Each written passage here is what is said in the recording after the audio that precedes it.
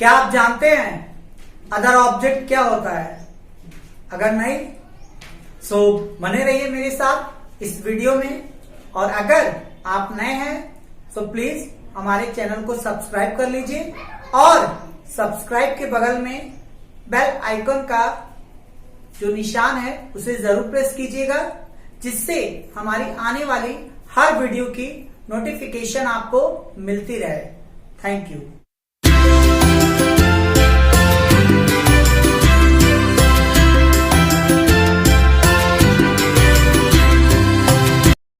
Hi, I'm Mahesh.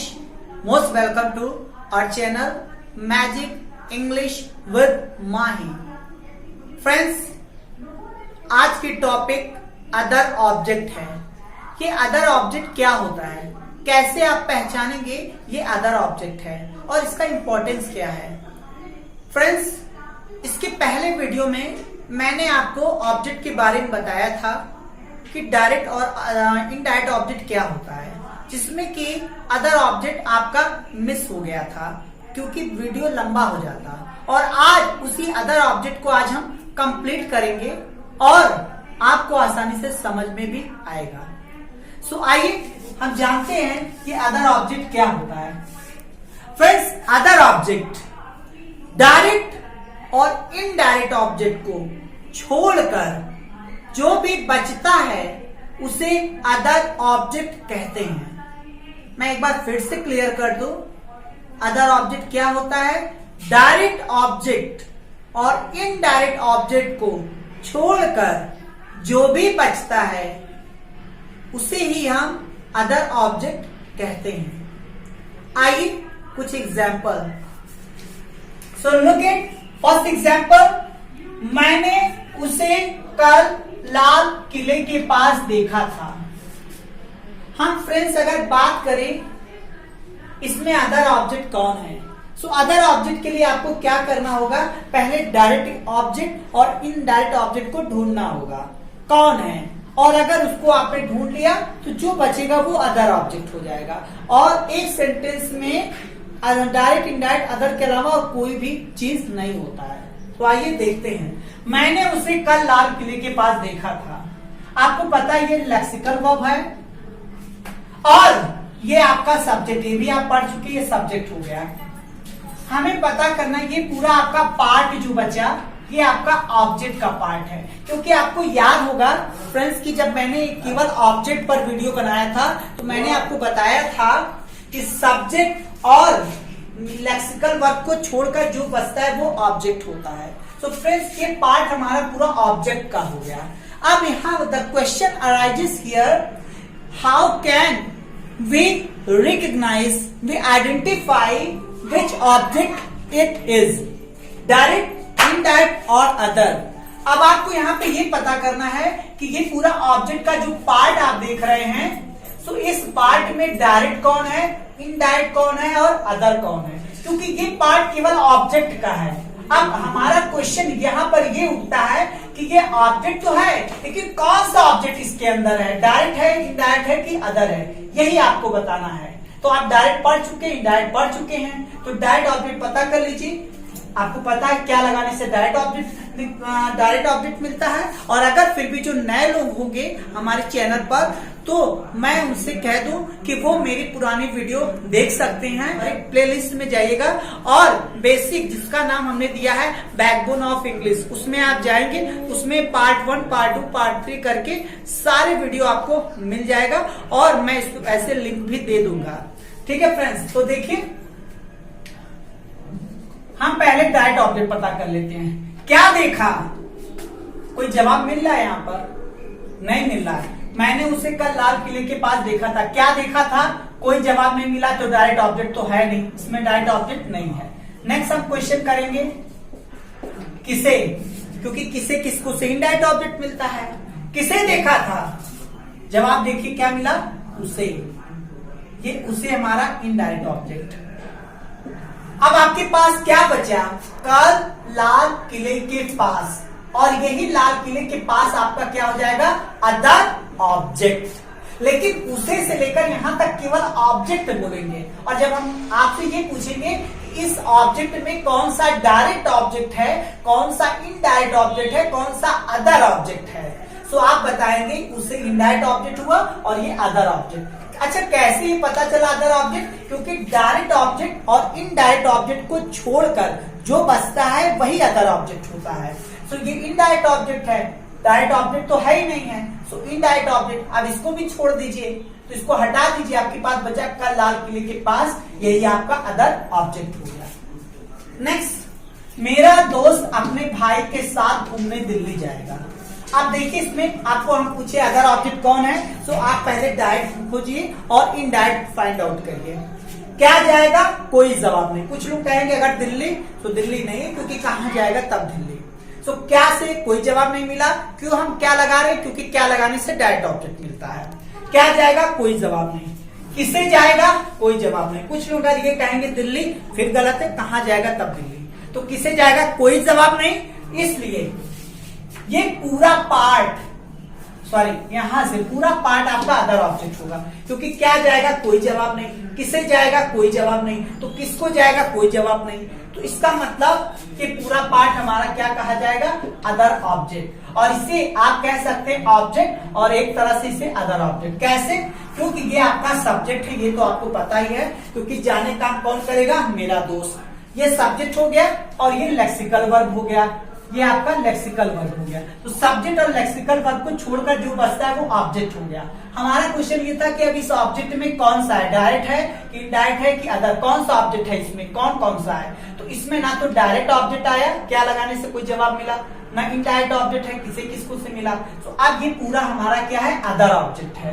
तो एक तरह से ये ऑब्जेक्ट भी कह सकते हैं और ये अदर ऑब्जेक्ट है।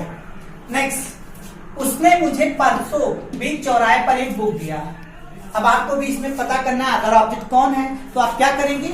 आप इसमें क्वेश्चन करें, डायरेक्ट ऑब्जेक्ट फाइंड आउट करेंगे और इनडायरेक्ट ऑब्जेक्ट फाइंड आउट करेंगे। तो क्या दिया? एक बुक, देखिए मिल गया, ये आपका हो गया, क्या मिल गया? ये डायरेक्ट ऑब्जेक्ट। और किसे दिया? मुझे। आप देख सकते हैं मुझे, ये हमारा इनडायरेक्ट ऑब्जेक्ट। और उसमें हम आपसे कहें तो ये सब्जेक्ट है, आपको बता दिए पहले ही। अब आपके पास बचा क्या? परसों बीच चौराहे पर, यही हमारा अदर ऑब्जेक्ट हो गया। और अगर हम आपसे पूछे केवल इसमें ऑब्जेक्ट बताइए क्या है, तो आपको पता है सब्जेक्ट और लेक्सिकल वर्ब को छोड़कर, ये हमारा लेक्सिकल वर्ब है। सब्जेक्ट और लेक्सिकल वर्ब को छोड़कर जो बचेगा वो हमारा अदर ऑब्जेक्ट होगा। तो ये सब्जेक्ट, ये लेक्सिकल वर्ब हो गया। तो मुझे से लेकर बुक तक हमारा क्या हुआ? ऑब्जेक्ट हुआ। और इस ऑब्जेक्ट के अंदर एक बुक एक डायरेक्ट ऑब्जेक्ट है, मुझे इनडायरेक्ट ऑब्जेक्ट है, परसों बीच चौराहे पर ये हमारा अदर ऑब्जेक्ट। नेक्स्ट, वह घर पर पढ़ती है, ये लेक्सिकल वर्ब है। क्या पढ़ती है? कोई जवाब नहीं। किसे पढ़ती है? कोई जवाब नहीं। तो इसका मतलब घर पर, यही हमारा क्या हो गया? Other object. और इसी को हम एक तरह से ऑब्जेक्ट भी कह सकते हैं, क्योंकि सब्जेक्ट और लेक्सिकल वर्ब को छोड़कर जो बचता है वही ऑब्जेक्ट होता है। और इस ऑब्जेक्ट में ना इनडायरेक्ट ना ही डायरेक्ट, केवल इसमें अदर ऑब्जेक्ट है। नेक्स्ट, मैंने उसे कल सबके सामने चांदनी चौक पर पुलिस स्टेशन के सामने पतली गली में 5 स्टार होटल के पीछे एक चॉकलेट दिया। फ्रेंड्स, बहुत बड़ा है लेकिन बहुत इजी भी है। आपको लगेगा बहुत टफ, लेकिन हमने जानबूझ के लिखा है, क्योंकि ये जो बहुत छोटा सा है, कितना भी बड़ा सेंटेंस होता तो आप बहुत ही इजीली ट्रांसलेशन कर पाते। क्यों? क्योंकि कुछ भी नहीं होता है, और जब हम आगे आपको बताएंगे तो आप आसानी से कर लेंगे। तो मेरा इसको लिखने का इतना मोटिव था कि कितना भी बड़ा सेंटेंस हो उसमें क्या क्या हो सकता है। तो उसमें सब्जेक्ट हो सकता है, लेक्सिकल वर्ब हो सकता है, डायरेक्ट हो सकता है, इनडायरेक्ट हो सकता है और अदर हो सकता है। इससे ज्यादा कुछ नहीं होता इंग्लिश में, और इंग्लिश बोलने के लिए ये चीजें बहुत जरूरी होता है। तो आइए इसमें जानते हैं कौन कौन सा क्या क्या है।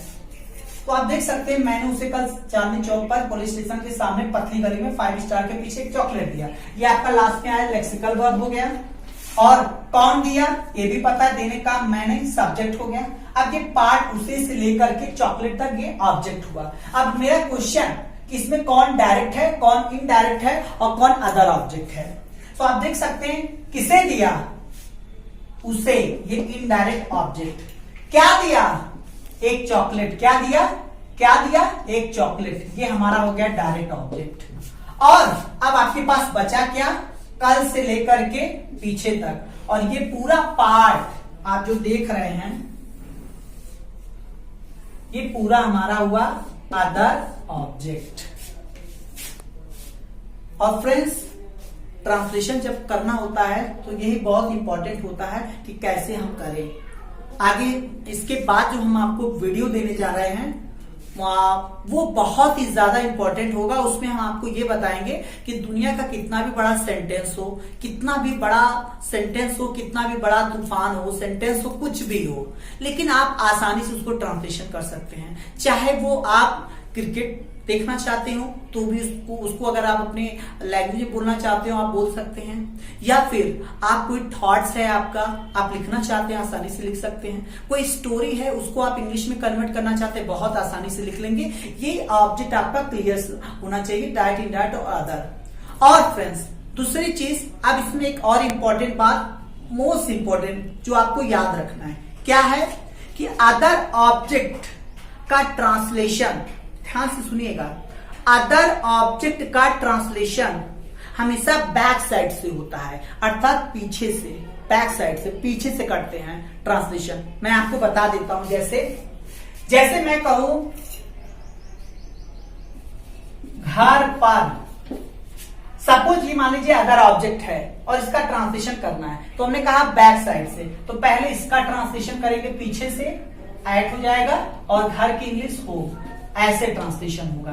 अब जैसे इसमें हम आपको बता दें, अदर ऑब्जेक्ट जैसे कल लाल किले के पास, अब यही आपका अदर ऑब्जेक्ट है, इसका ट्रांसलेशन करना होगा तो पता है क्या करेंगे, पहले बैक साइड में आएंगे, तो बैक साइड से क्या है, पास, ये के पास मिलाकर के पास या पास, इसकी इंग्लिश आप ट्रांसलेशन करेंगे, इसका मतलब जैसे ये नियर हो गया, तो पहले इसका ट्रांसलेशन करेंगे, फिर ये लाल किला एक साथ में है, किले का ट्रांसलेशन नहीं करेंगे बल्कि लाल किला, क्यों, क्योंकि ये एक ही साथ, एक पेयर में, एक जोड़ा में, एक साथ इसका ट्रांसलेशन करेंगे। फिर लाल किला का ट्रांसलेशन करेंगे, फिर कल का ट्रांसलेशन करेंगे। कैसे होगा ट्रांसलेशन वो हम आपको नेक्स्ट वीडियो में बताएंगे। आज आपको सैंपल थोड़ा सा बता रहे हैं कि कितना आसान होता है ट्रांसलेशन में। तो अदर ऑब्जेक्ट बैक साइड से करते हैं, पहले पास का, फिर लाल किला, फिर कल।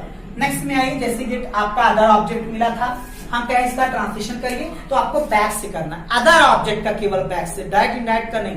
डायरेक्ट इनडायरेक्ट का कैसे होगा हम आपको नेक्स्ट वीडियो में बताएंगे। सो इसका ट्रांसलेशन करना होगा, बैक साइड से करेंगे, पहले दिल्ली का ट्रांसलेशन होगा, फिर घूमने की इंग्लिश का ट्रांसलेशन होगा, फिर साथ या के साथ, चाहे साथ, इसकी इंग्लिश एक ही होती है, इसका ट्रांसलेशन, फिर अपना भाई, जोड़ा है, पेयर है, इसको पूरा साथ में करेंगे, ऐसा नहीं कि पहले भाई तब अपना भाई, क्योंकि एक पेयर है, इसका ट्रांसलेशन। नेक्स्ट हो गया, उसने मुझे परसों बीच चौराहे पर एक बुक दिया, अदर ऑब्जेक्ट ये है, तो अब इसका ट्रांसलेशन पहले पर का करेंगे, फिर चौराहे की इंग्लिश हो जाएगी, पर की इंग्लिश, उसके बाद बीच चौराहा, एक पेयर है, जोड़ा है, इसका इंग्लिश करेंगे, और फिर परसों की इंग्लिश हो जाएगी। इसी तरह से फ्रेंड बहुत सारे होंगे। सो अदर ऑब्जेक्ट मतलब जब भी आ रहेगा उसका ट्रांसलेशन हम बैक साइड से करेंगे, और इस तरह से ट्रांसलेशन करने में इजी हो जाएगा, और आप इंग्लिश आसानी से बोल देंगे और ट्रांसलेशन कर सकते हैं। और स्पोकन के लिए और कितनी जल्दी आप ट्रांसलेशन कर सकते हैं, कितनी जल्दी आप बोल सकते हैं, माइंड में सोच सकते हैं, वो आपको नेक्स्ट वीडियो में आप देने जा रहे हैं, क्योंकि अब धीरे धीरे लेवल आपका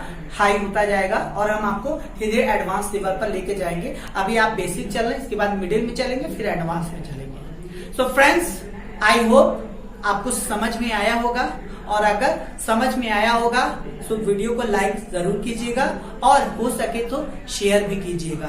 तो थैंक यू, ख्याल रखिए, थैंक यू।